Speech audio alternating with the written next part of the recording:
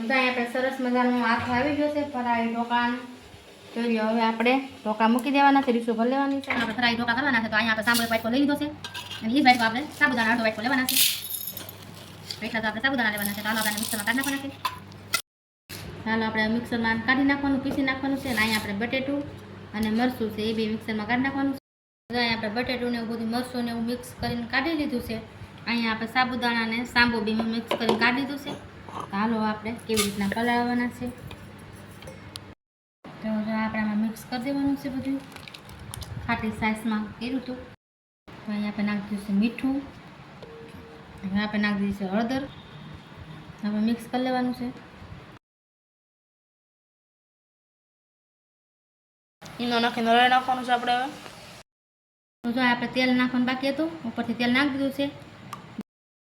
તો અહીં આપણે સરસ મજાનું આથું આવી ગયો છે ફરાળી ઢોકળાનું. જોઈ લો, હવે આપણે ઢોકળા મૂકી દેવાના છે, રીસો ભરી લેવાની છે. હાલો આપણે ડીશમાં તેલ લગાવી લઈએ. એક આપણે છે ઇડલીની અને એક છે આપણે સાદી ઢોકળી.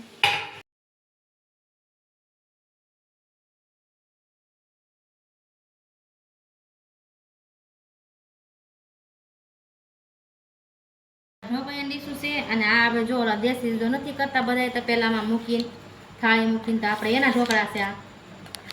કેવા સરસ મસ્તીના કોસા રૂ જેવા થયા છે.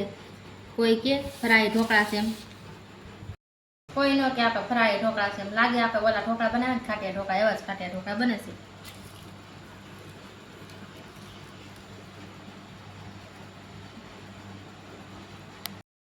તો કોને કોને ફરાળી ઢોકળા ભાવે છે તો લાઈક શેર સબસ્ક્રાઈબ ને કોમેન્ટ કરવાનું ભૂલતા નહીં. ને કેવા લાગ્યા તો કોમેન્ટ કરીને કહી દેજો અમારા ઢોકળા કેવા બન્યા છે.